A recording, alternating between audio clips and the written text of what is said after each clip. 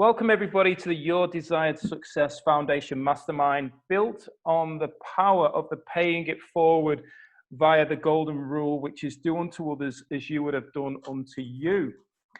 When we're talking about the power of the mastermind, Napoleon Hill, author of Think and Grow Rich, which is one of the most well-known books of success around the world, he said, it is the principle through which you may borrow and use the education, the experience, the influence, and perhaps the capital of other people in carrying out your own plans in life. It is the principle through which you can accomplish in 1 year more than you could accomplish without it in a lifetime if you depended entirely on your own efforts for success. And this is the power of us coming together today to share what we've experienced in our lives and help each other move forward. So Lisa, if you'd like to start with the principles. The purpose of the mastermind is to share our value and connect with like-minded people in order to create wealth in all areas of our lives. Rosa? Sorry. We are here to inspire and challenge each other to reach and exceed goals. Each member is committed to their own success, as well as the success of every member of the group. We are committed to meeting in person or virtually for 1 hour every week. We are present. There is no multitasking or distractions during meetings.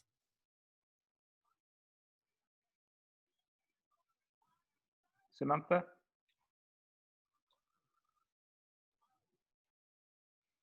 you muted? We are collaborative. Yeah, we are collaborative. We listen without interrupting, lecturing, or judging. Celebrate each other's successes without jealousy. We are honest and participate by giving thoughtful feedback. We are open and listen to different perspectives without being defensive or offering excuses. We trust fellow members enough to share fully.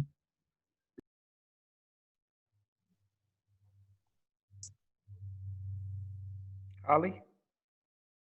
Sorry, we are focused, but we also think it's important to have fun during meetings.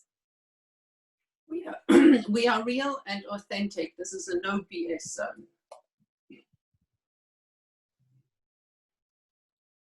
Lisa?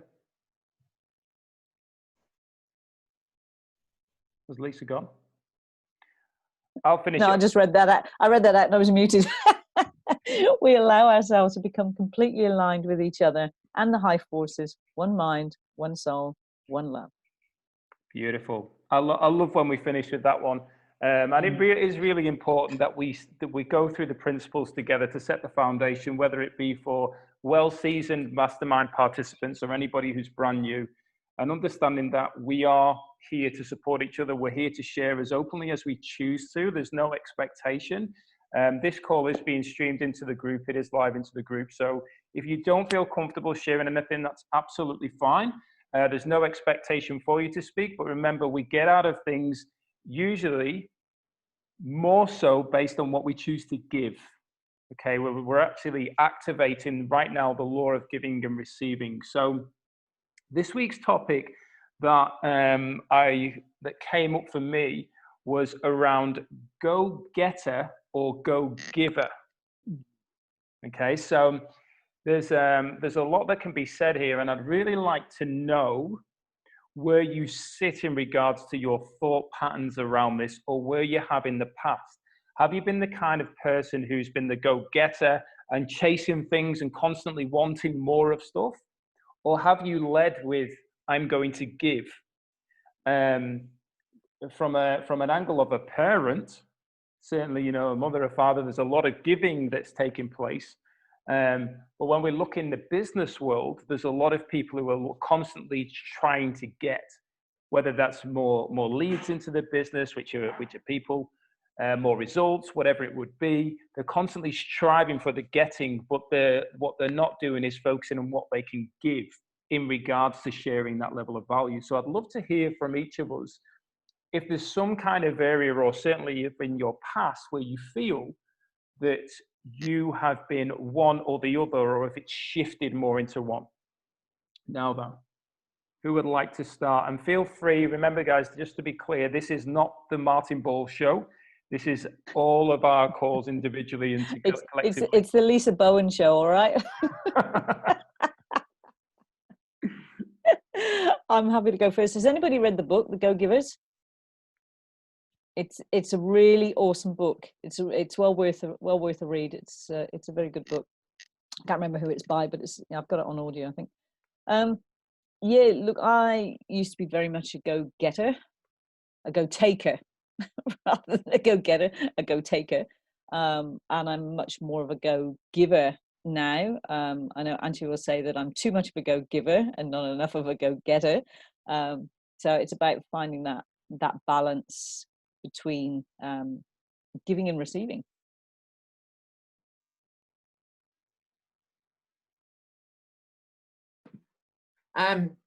Yeah, I was always the giver. And so I was all about we, but I was never about I. And you can't have one without the other if you want to be whole. So just thought I'd share that. Yeah, I think for me, I'm always been a giver. I give so much of myself that I do forget about myself. Yeah, so getting has not been something that I've prioritized for myself. I give and I give and I give. But I was okay with that because for me, that was what I felt my life was about, was to give to other people. But as I'm getting older, I'm now starting to, the kids are now heading off and everyone's got their own stuff they're doing. And now it's like, well, what's for me? So it's finding now how I can become getting something back for myself from all the giving I've given. I've personally found it's quite a balancing act, because when I started my business 8 years ago in accounting, I was very charitable. I was basically a charity for my clients. So I wasn't charging enough. I would do things for free. And when I did charge, because I usually wasn't charging, then it would be, what are you doing? What are you charging me for? But it's turned around now, so that this year it was a real eye-opener when COVID hit, and I'm just ringing my clients to see how they're going and asking them just personally how they're going. And because of that interaction and giving in a way that still provides some value, but because they value what I'm doing, I'm getting paid the same day for work that, used to take 2 or 3 weeks to get paid. So it is a balancing act. You can't just keep giving without receiving anything, because you need to appreciate your own value. That's what I've learned. Yeah. Oops, sorry. No, go ahead. I'm definitely, do you want to go first, Ange? Yeah, I'm definitely more of a giver. I've always been a giver and probably forget to be the go-getter when I need to be. And I think that's really affected me in business, that giving is much more front of mind for me, and it's very easy, and I've done lots of work for free, so much.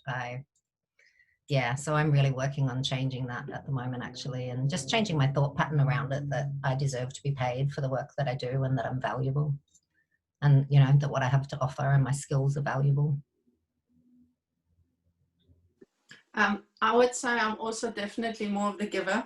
And I had a very interesting experience yesterday, because we were discussing all about receiving, and being open to receive. And then I got a goal, and it sunk in that I actually achieved the goal that I was setting myself. And then in a very subtle way, I actually closed off the receiving. And I noticed that later on, and I thought, hang on, why did I say this? Why did I act like this? What's happening here?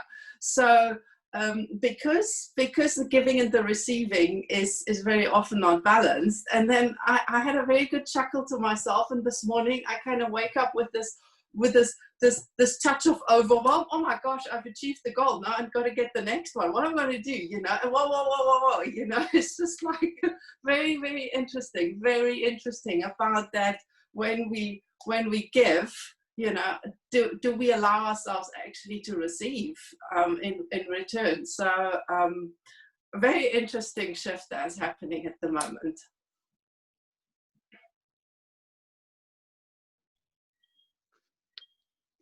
I'm mostly a go-giver.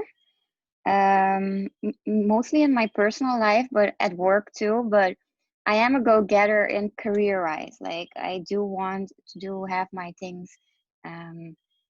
If I want something, I go get it. But I also am too much of a giver.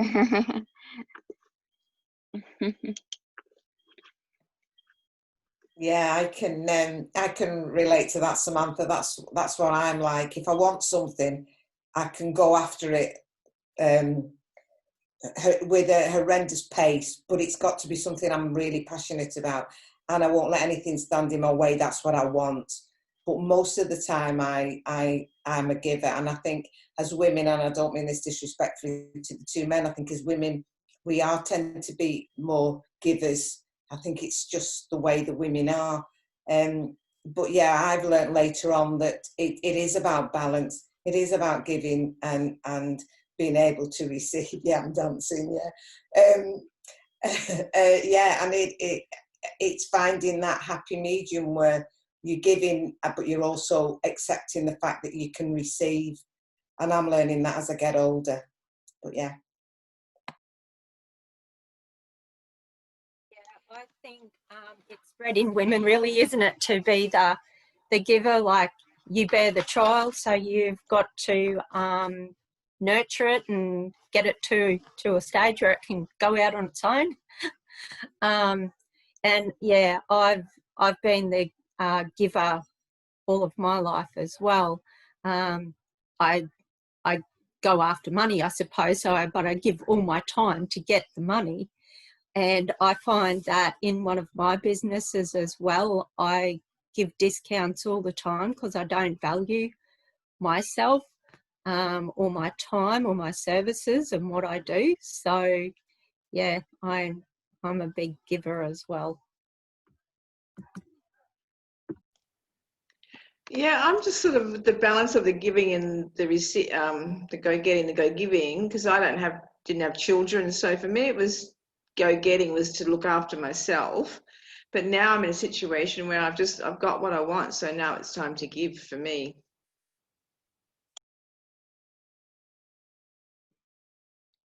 Yeah, or there's I mean, there's been so many powerful shares. Are we feeling like we have a lot in common straight away based on what people are sharing? Do we feel like we're actually all here for a reason?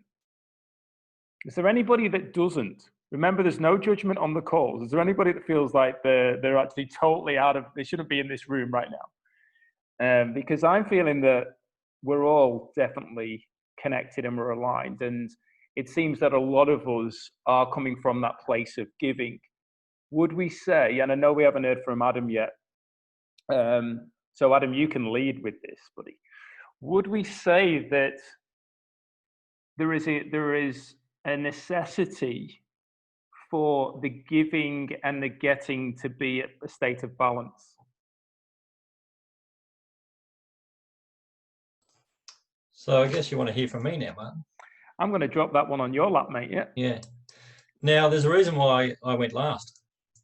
Because I'm a giver and I let everyone go first. Oh, you're a smooth one as well, mate. Hey, take a bow. Thank you.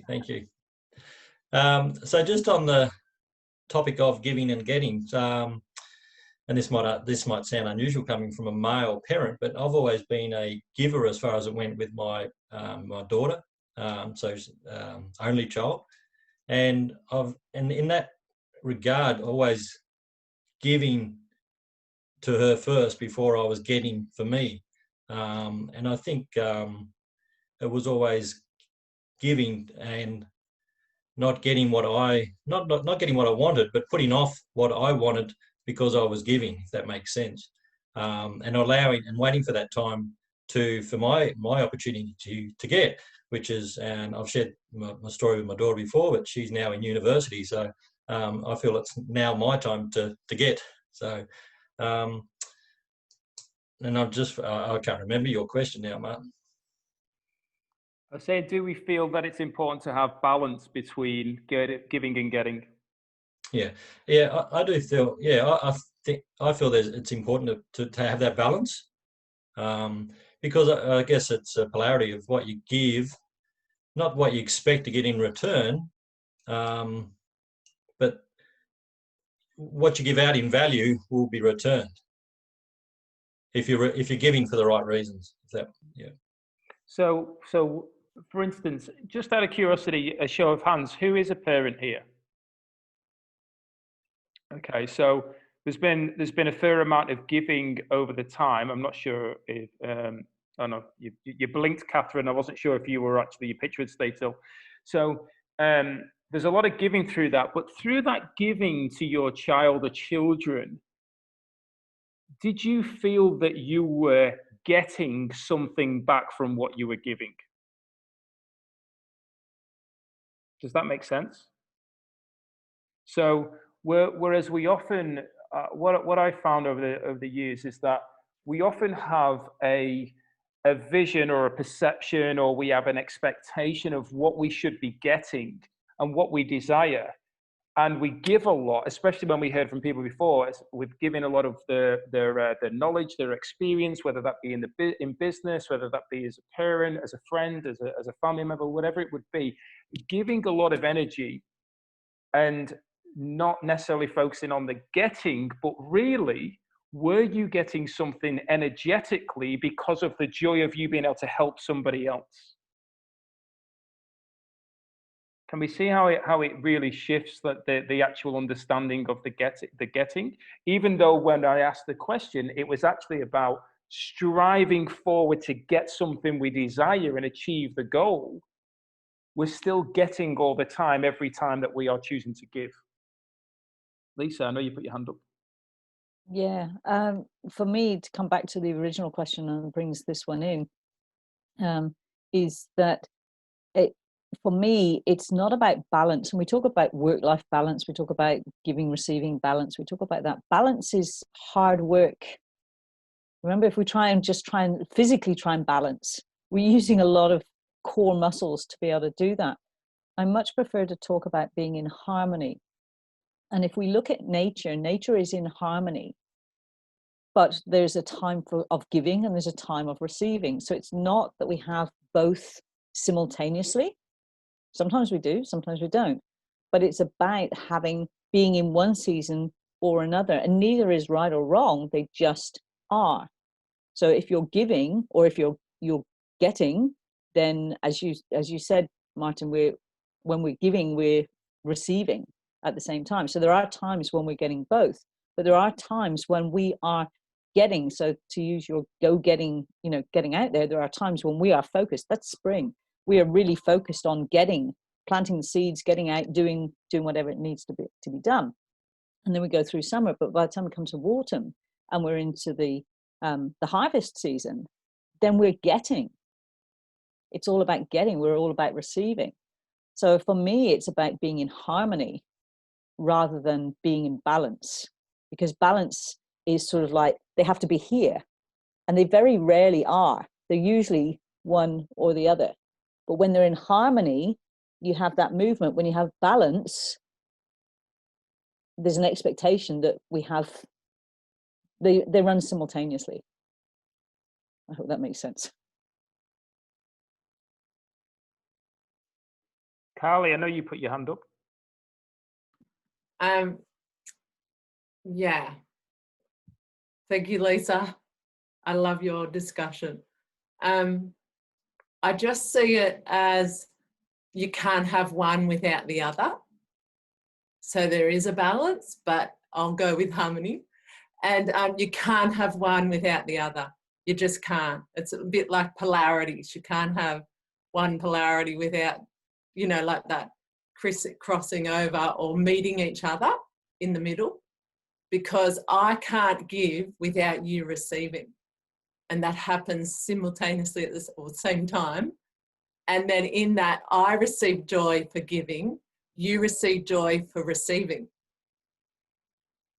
And so there's definitely a continuous flow of, simultaneous. Yeah, thanks, Kelly. I agree with that. I think we have this expectation when we talk about balance that they have to be in equal amounts at all times. And if they're not, and there will be times when they're not, then we're at fault, we're out of balance, that we're not, when in actual fact, we might be out of balance, but we're in perfect harmony.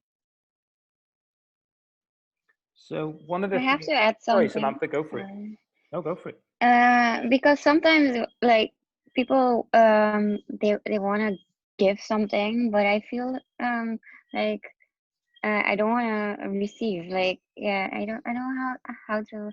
I like giving a lot, but receiving is like okay.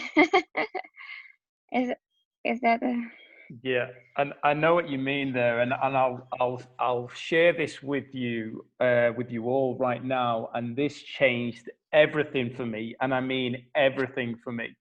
So I love to give. I love to give my value. I love to share. I love to help other people. And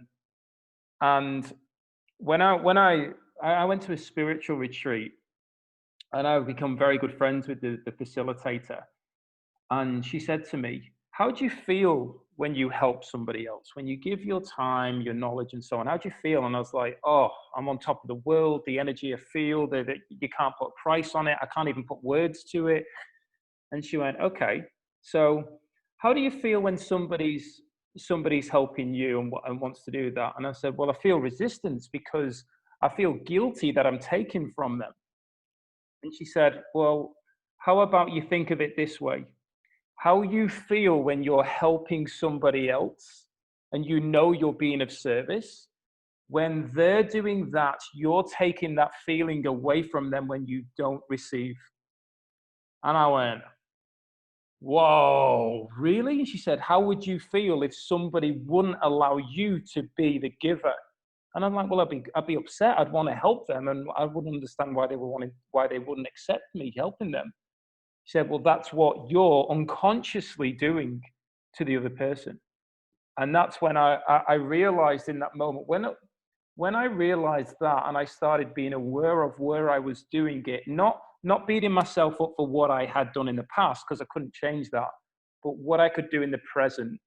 That's when things started changing in all of my life around me.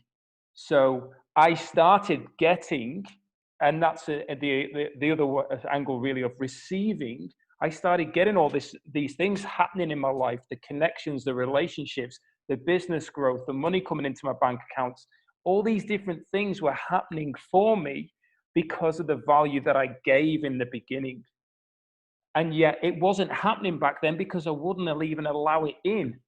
And I know there's a passage, I think, in the Bible or something, but I remember it from being a child, and my mum will be able to probably elaborate on this, but where somebody's stranded on an island or something and say, God save me.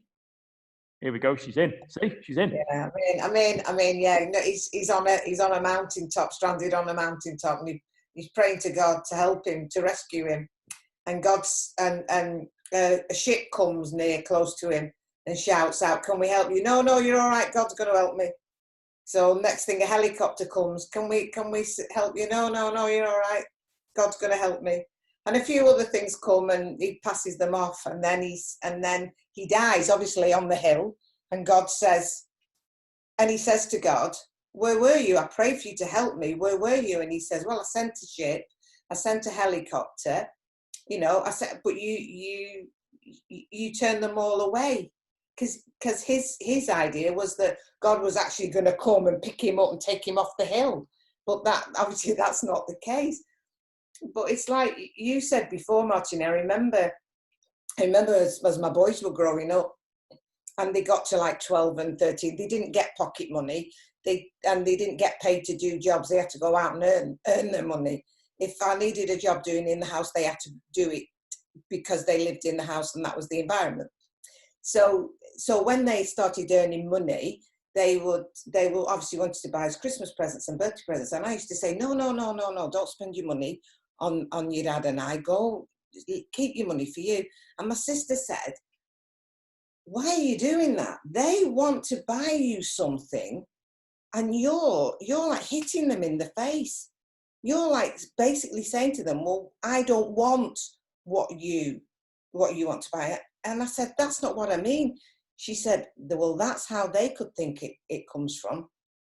And it's very hard even now when my boys say, what do you want, Mum, for birthday or Christmas? And I straight away go to say, I don't want anything. And then I have to think of something that I would like, just because it's that give and take, isn't it? It's that harmony of having the two things together. Somebody's doing something for you because they like you, they want to help you. If you don't accept that, that's a smack in the face to them. And then you help somebody else. That's the way I see it. But yeah, so I just thought I'd share that with you. I had a similar experience, Rosa, and I love that. Martin, I love that that story. And I remember somebody complimented me on something once, and I dismissed it, as we do. Oh, it was just it was a cheap dress, or I can't even remember what it was. And she said, I've just given you the gift of a compliment, and you've thrown it back in my face. Whoa, that was like, that was huge. So it ties in with what you're saying, Rosa and Martin, that we have to learn to be able to receive. And the best way to do is learn to start to receive compliments. Because then we can start to receive bigger things. And like you said, Martin, tap into that feeling. If you're not receiving, then you are denying somebody else the opportunity to give. And it's all about that giving and receiving. But yeah, that like you said, Rosa, that hit me in the head was yeah, you're throwing it back, you're insulting them. Oh, I was just going to add to that, because I had the same experience, Lisa, where I gave someone a compliment, another woman, for her amazing ability, and she totally went into another story in her conversation, and I was a bit disappointed because I missed the connection of her receiving it and valuing herself, because I was actually appreciating her, and she missed the value of receiving it. And it's so important. I would like to take this actually a level deeper, because for my own self, I'm perfectly fine to receive a present. But the thing is, how do I go within myself? How do I reward and receive within myself? Because at the end of the day, we are our worst critics. And we live up to our own set standards, wherever they come from. That's a different story. But we have our own set standards and our own vision of ourselves, whether we are pretty enough, tall enough, whether our head is shaped the right way or not, all of these kind of things. So I find this the most difficult thing within myself, to kind of reward myself, to reward myself within myself. That's a complete different ball game. So would you say that's self-worth then?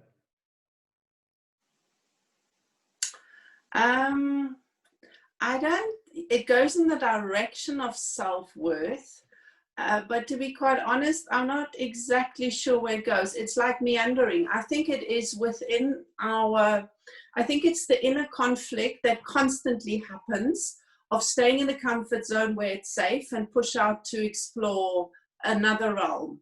And I know that I'm worth it, and I know that I'm good enough, but then it's about timing, and it's about speed, and it's about this one. Maybe we do it next week, maybe we do it, maybe we work on a 30-day project for December instead of November, Lisa, So, it's that kind of constantly judging, is the timing right? Are these the right people to go with?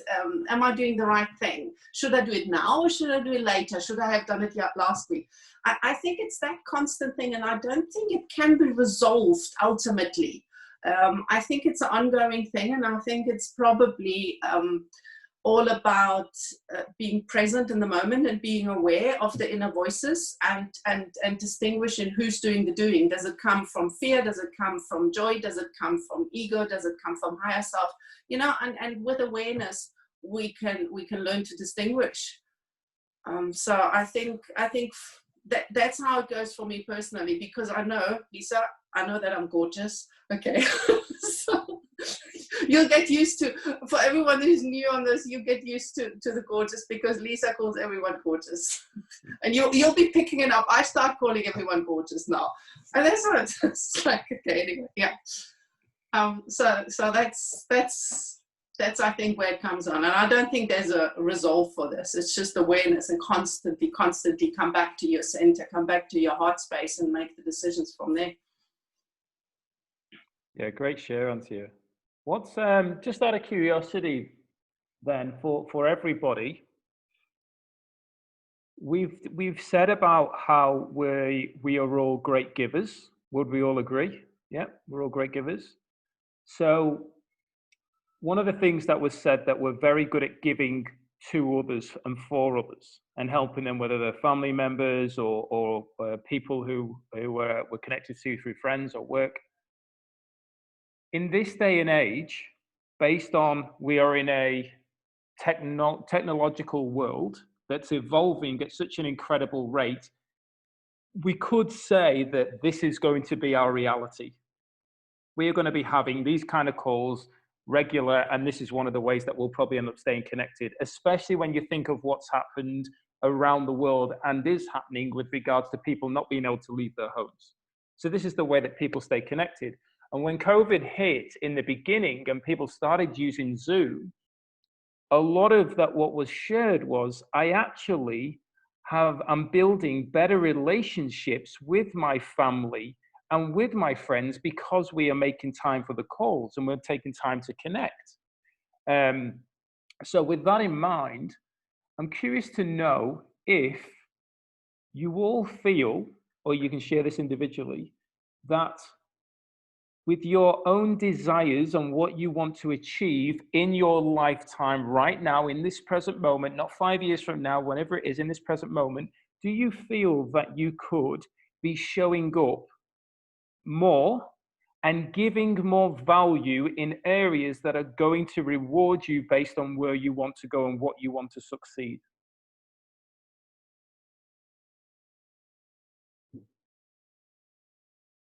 Has anybody got anything they'd like to share around that? That's an awesome question, because that's actually a dilemma that I'm having right now.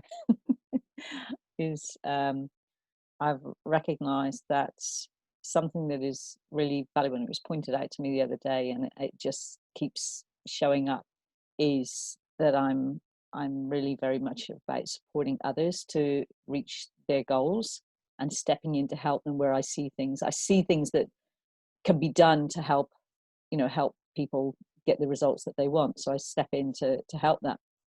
So how can I turn that into an opportunity to generate some income or something that comes back to me in a tangible sense? Yes, I get a lot of satisfaction out of doing that, but as we say, it doesn't pay the bills. So yeah, it's a dilemma I'm actually working through at the moment, Martin.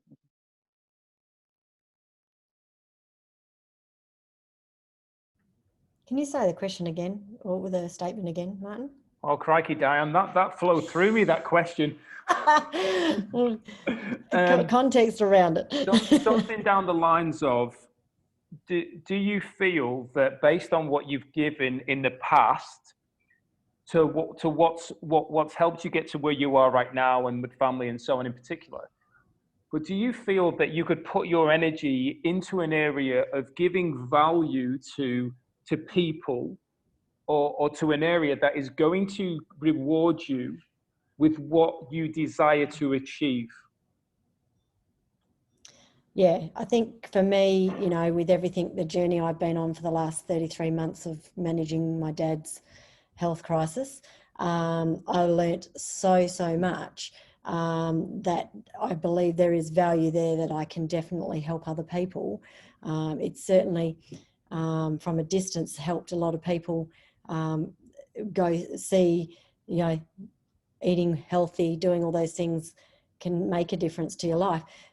But I think what holds me back is I'm not qualified, and that is one of my barriers, is not believing that I'm, someone else knows more than I do, and how much value do I really have to offer because I know the surface and I know what I need to do, but do I know enough depth to make people make the change, or to help people make the change, for them to believe in me, to follow me through that journey. Yeah, beautiful. And I love that point you brought up there, Diane, around really stepping up and believing in ourselves. And the qualification one is an interesting one. You know, you and I have had a meeting around that a while back, with regards to helping a family member. And I remember saying to my spiritual mentor at the time, I was like, but I'm not a coach. And she went, yes, you are.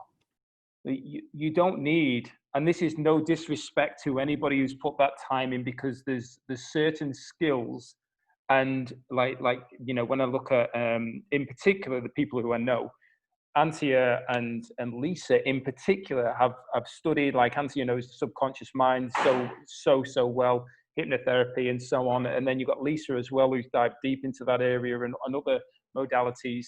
And you look and think, these people have certain skills that they're able to help extract the information or set or guide in a way where I won't be able to, because I don't have that skill set. Yet I still have the ability to coach somebody through something. And a lot of that does come from experiences in life. And it's really interesting how we can often limit our own potential based on letting society and external influences affect us, who we are and what we truly can do when we go and open the door inward instead of outward. Can anybody resonate with what Diane said and what's being shared now? I'm not sure whether I understand Diane completely, but I can only think about when I was like 32, a week or two ago, and I had I got diagnosed with arthritis of the knees, and was given anti-inflammatory tablets. And then I went back to work, and somebody said, "Don't take them, Rosa. You'll have no guts by the time you're 60." And at 32, 60 is something that happens to somebody else. So anyway, I took advice. Thank God I took this advice, and I took them back. But I didn't know what to do. And of course, there was no internet. So I started researching, and I met this amazing man called, I've forgotten his name, Martin. I've forgotten his name. Jan de Vries. Jan de Vries. And I started listening, reading his books, and I started learning about alternative ways of eating to combat arthritis and alternative things to do to help your body combat arthritis. And that was my first journey on going alternative medicine. And then I started telling people, you know, people will come to me and say, me arthritis, and I'd say, I've tried this and you want to try that. And that's, over the years, it's been amazing how many people have come to me and said, I've got this problem, or this doesn't work, Rosa, or I'm not sure about that. And all I can say to them is, this is how it's helped me, and this is how it's helped others. Now it's up to you what to do.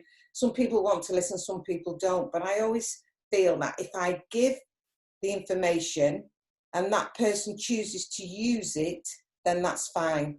If they choose not to use it, it's nothing to do with me. I've given, they've asked, and I've given, and it's up to them whether they receive it. And I don't know if that is what kind of thing you mean, Diane, or not, but that's how I found and felt. Yeah, no, that definitely was where I was sort of heading with it, but it's also taking it to that next level of, you know, how do I turn that into an income for me? How do I, you know, what part do I go down in turning that into something that, you know, it was a very tough 33 months, and I would hate to see that wasted by not doing something with it, because we did change a lot of people's lives and their minds, but it's just, how do I capitalize on that where I can still give value and still not, you know, I mean, I found that all the research that I did, I actually didn't go to experts. I actually went to people who had experienced something similar, or, you know, had changed something. So it was actually everyday people that I got most of my information from.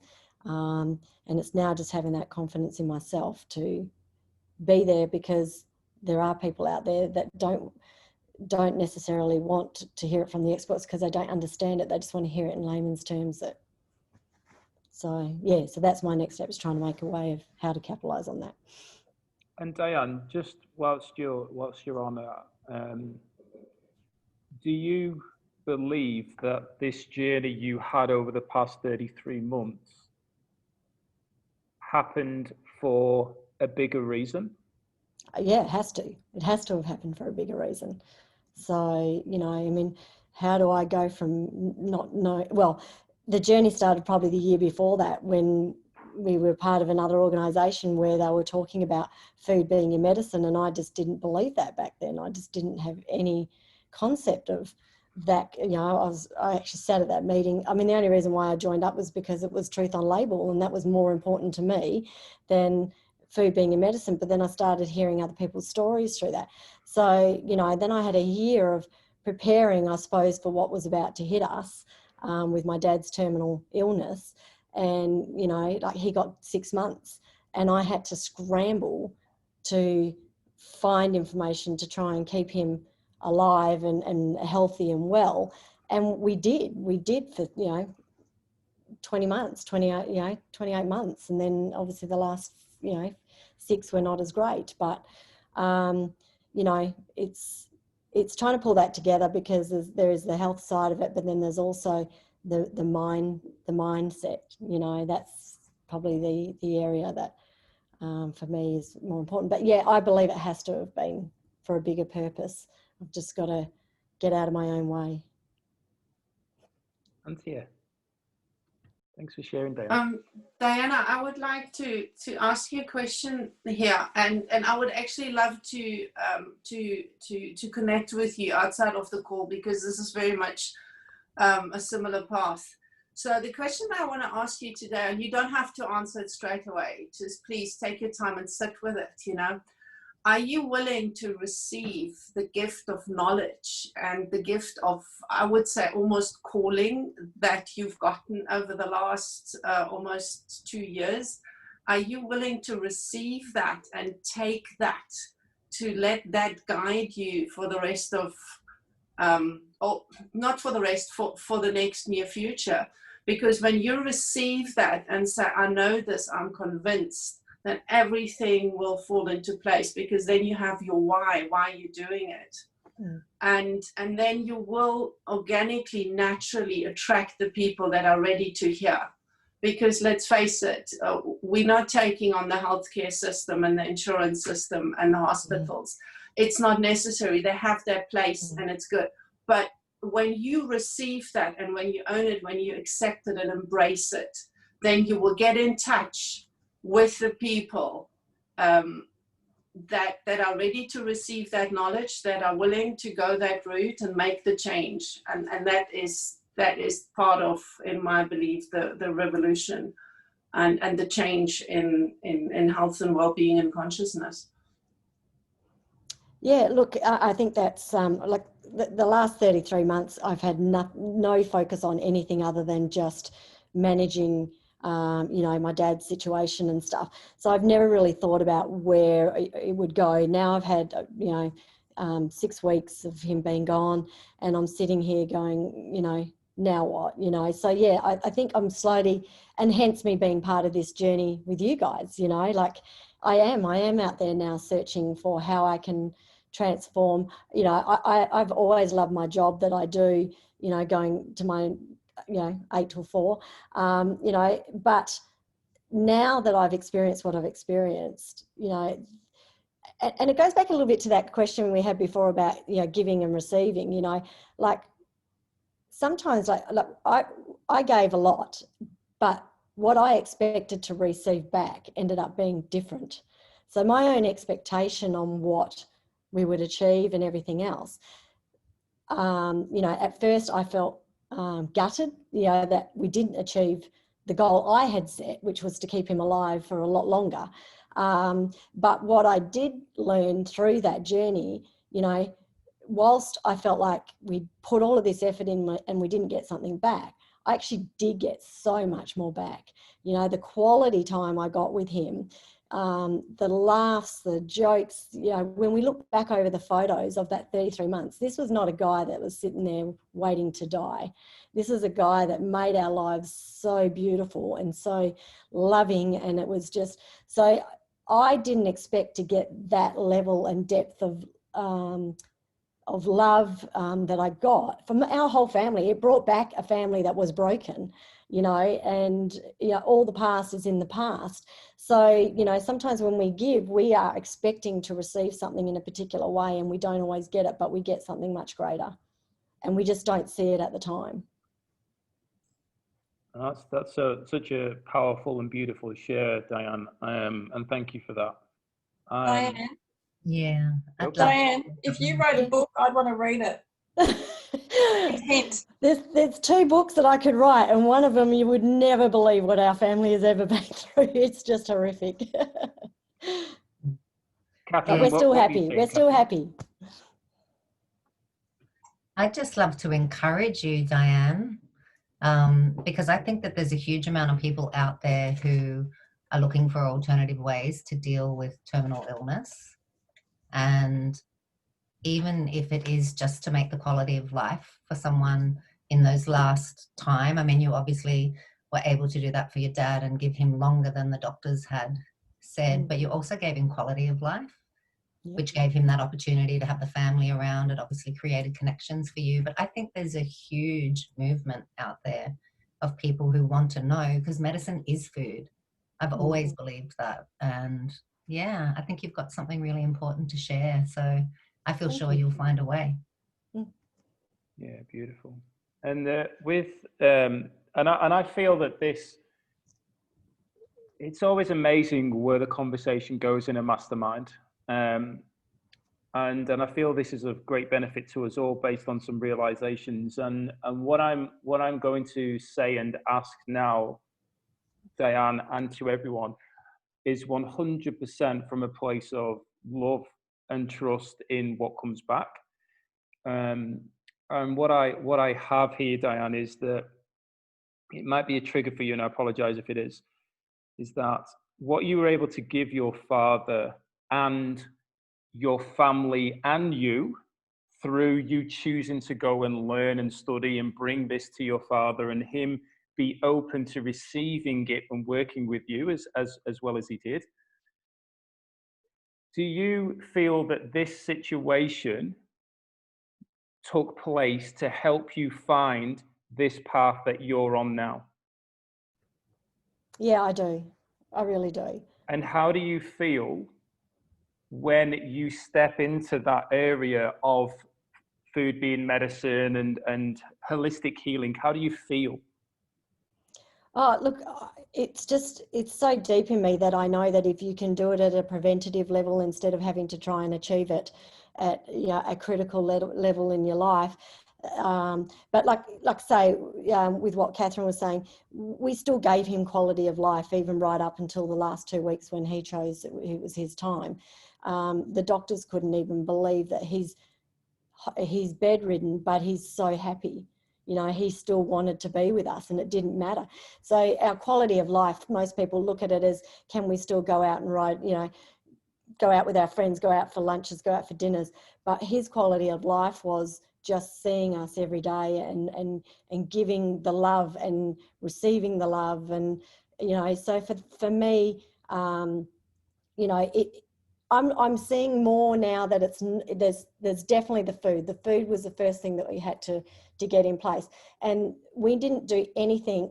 I was the researcher, so I provided the information to them and said, right, this is what I've researched. This is what I believe we should do. This is the reasons why I believe you should do it. What do you want to do?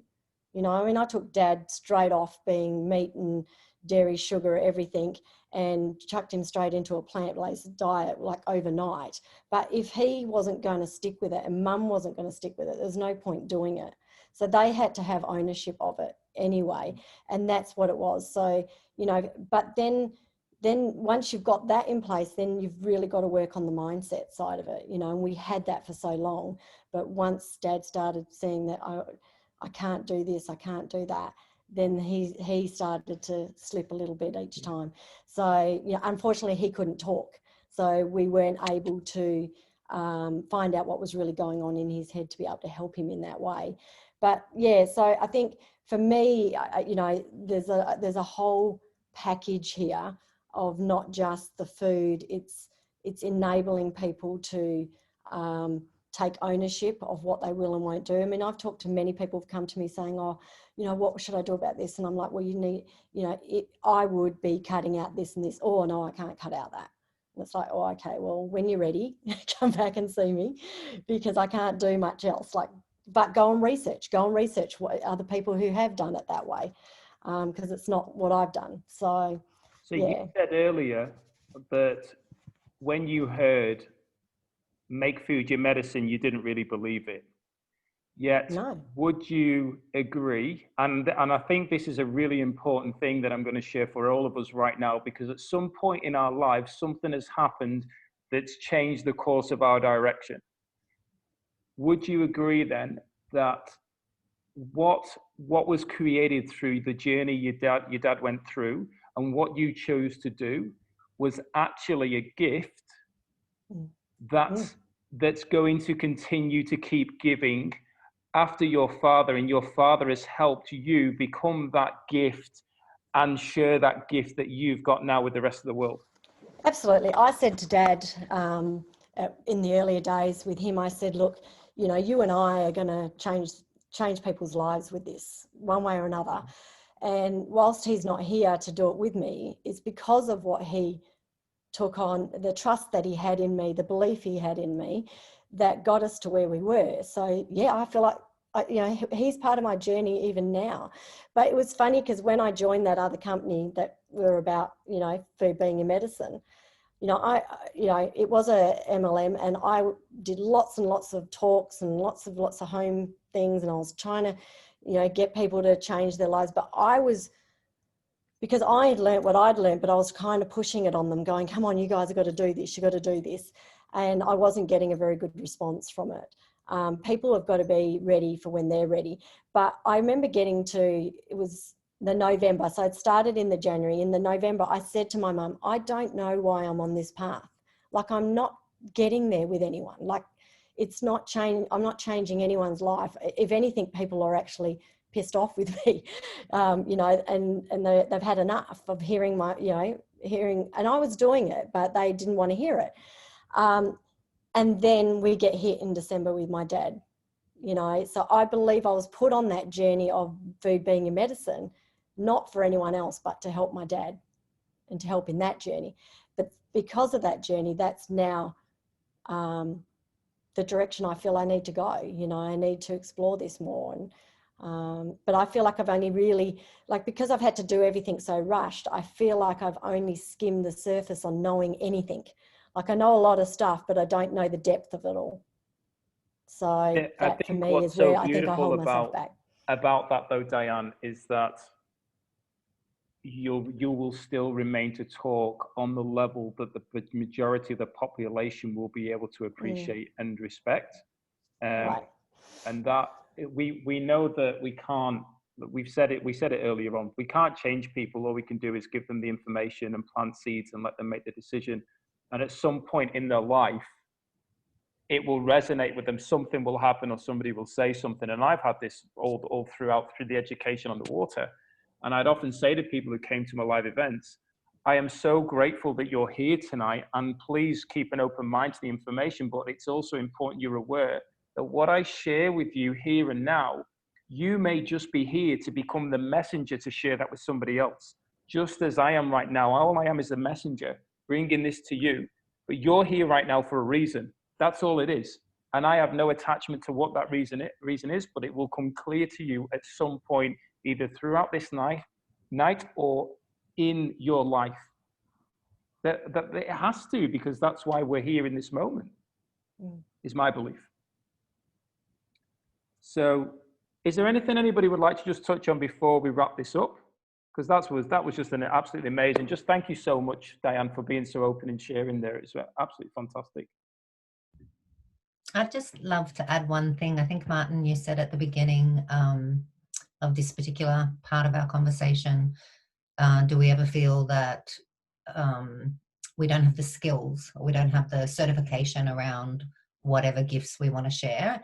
And I just feel in this particular instance that, again, like there's so many people out there who trust people who've had the real life experience. And I think sometimes we forget how important that is. And, you know, you can go off and study nutrition or naturopathy or, you know, a variety of different sorts of holistic healing modalities, but having personal experience and being able to share from that, I think is hugely valuable. And I think people can really resonate with that. Yeah, can I just add that I know, Diane, when I started my journey of looking into different ways of helping myself, at first people thought, and you can imagine, I'm going back over 30 years. I know I don't look it, but over 30 years, and people really, whatever the doctor said was right. So but I knew I was right. The boys had to go and see Jan de Vries. We went to the GP, he diagnosed what was wrong, and we went to see Jan de Vries, and that was how we did it. And people used to say to me, you know, you're odd, you're strange. And I used to take my lunch to work, and it was nothing like everybody else was eating. It was all homemade, and there wasn't the organic stuff that you could get now, but it was all good homemade stuff. And people used to say to me, "Oh, do you not miss the biscuits?" And I say, no, because they're not what my body needs. But over the years, people have come to me through other people. Oh, my mum's got arthritis, or my mate said, you had arthritis and you helped your arthritis. What did you do? So like Martin says, sometimes it's not the person you're talking to that wants to know, but somebody comes to them and they say, well, there's a girl called Diane who lives in such a place, and she you know, she did this and she did that. Go speak to her. And I think the confidence in yourself, Diane, and the fact that you've done what you've done is proof enough that you are there to help other people. I mean, your story is just amazing. You know, full credit to you, Diane, for you know, sharing it with us today. Yeah. Thank you, Rosa. That's beautiful. Beautiful. Martin, you can only say that because you're on the other side of the world. I know, exactly. That's why I'm doing it. Taking every moment that I can. We used to, just for those of you, it made me stronger, indeed it did. And I've got a bit of a twitch. So we used to do boxercise, my mum and I. Now, bearing in mind, everybody, I'm almost 6 foot and my mum's 4'9". And we used to go to boxercise, and what they'd start at the start of the class was... No, I'm 10. 4'10" now. Oh, 4'10". Okay, 4'10". And what they'd say at the start of the class was partner with somebody who's similar size. And back then I was pretty rich, and my life was 6 times to the gym. So everyone would look who were new to the class and would go, he's going to kill her. But little did they know that my mum's a little fiery Italian. And when I'd have the big bag, everyone would be cheering my mum on to kick around the bag and kick me in the nuts. So there was always competition going on like that, and that's the kind of fun and the environment that I grew up in, certainly with my mum. So, and in regards to all these experiences, I think it is important for us to show up, and this is where we go right the way back to be a giver, because when we choose to show up and share authentically, people resonate to that. People are attracted to that. And that's one of the things that some people say, oh, you know, people don't want to know my life story. People don't want to know all these. I'm not saying to go onto Facebook now and just blurt everything out.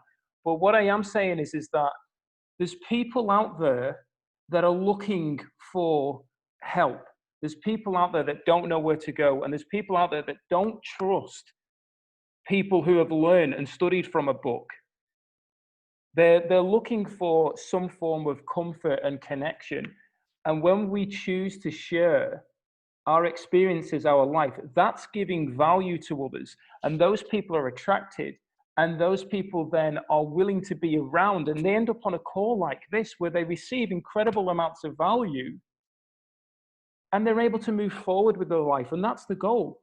My intention of creating these calls was to give everybody a space and a voice where they would be heard. and help each other move forward. And through me giving, I'm receiving so much more than I thought I was going to ever receive through creating this space.